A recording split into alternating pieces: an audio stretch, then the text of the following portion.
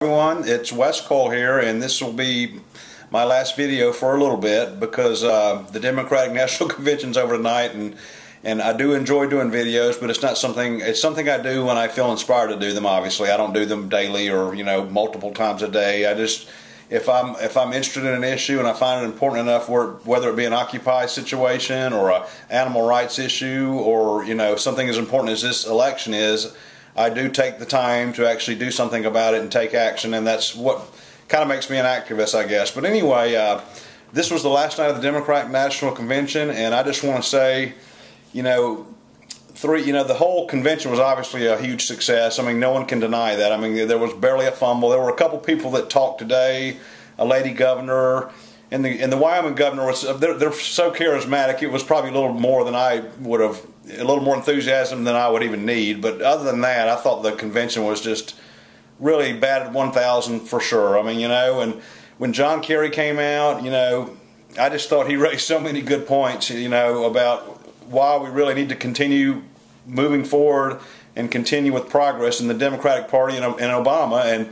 And the biggest thing that John Kerry said that really stuck with me is the lack of foreign policy experience that Governor Romney and Paul Ryan actually have, which is none at all. I mean, these guys are basically rookies when it comes to dealing with world leaders and how to behave and how to proper etiquette.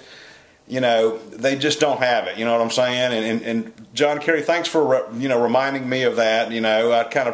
I didn't forget about it. I just hadn't thought about it in a bit, but that's something that John Kerry said. And I just want to say, John Kerry, that was one of the best speeches I've ever heard you give. So thank you for putting it out there. And as far as Joe Biden goes, Vice President Joe Biden, that was just a very sincere, heartfelt, genuine, just telling it to us like it is. You know what I'm saying? I mean, you've worked with President Obama. You know what he's been through. You know the hate he's had thrown at him. He's had absolutely no support from the right wing at all, yet he still has held his head high and done the best he knew how, And Joe Biden, you may have some gaffes here and there, but you know what? I trust you, and when you say something, I believe it. You know what I'm saying? And I just thought you did a great job tonight, Joe Biden, and I thank you for your speech and for your love for country. I thank your son for his service. Even though I didn't like the Iraq War, I didn't agree with it. You're the vice president. Your son actually fought in that war. So I mean, the Democrats don't only talk the talk; they walk the walk. You know what I'm saying? And Joe Biden, you're a great American, and I love you. And thanks for the speech tonight.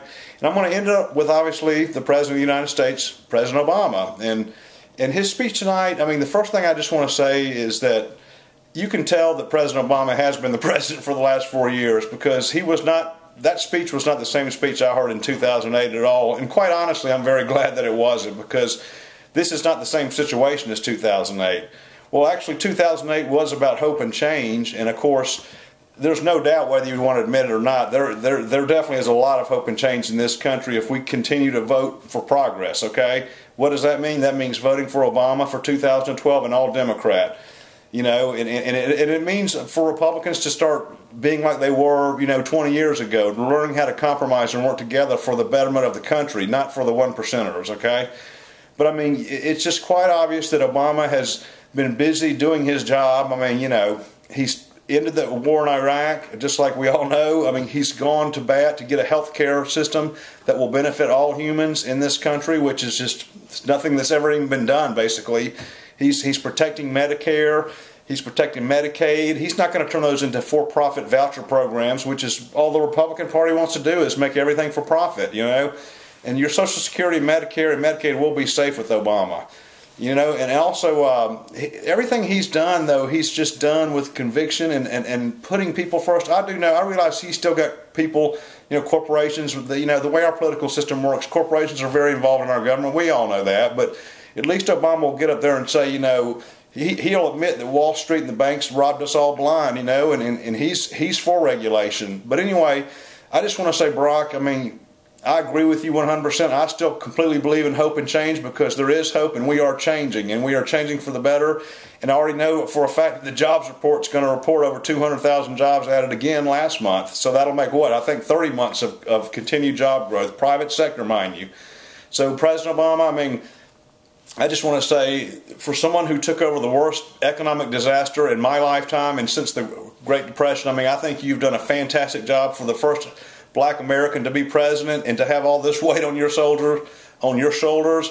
I can't think of anybody that could have done a better job than you, and I can tell you that right now, President Obama. I mean, you've done a great job for the situation you were dealt, and I'm just telling you right now, if you're watching this, please vote for Barack Obama and all Democrat for 2012. And I just want to say, I thank you for listening and supporting my cause. I'm on Facebook. It's called Vote Progress, just like that. And you'll find us, and we're about progress. So anyway, I love you, and it's Wes Cole signing out. God bless everybody, and peace out.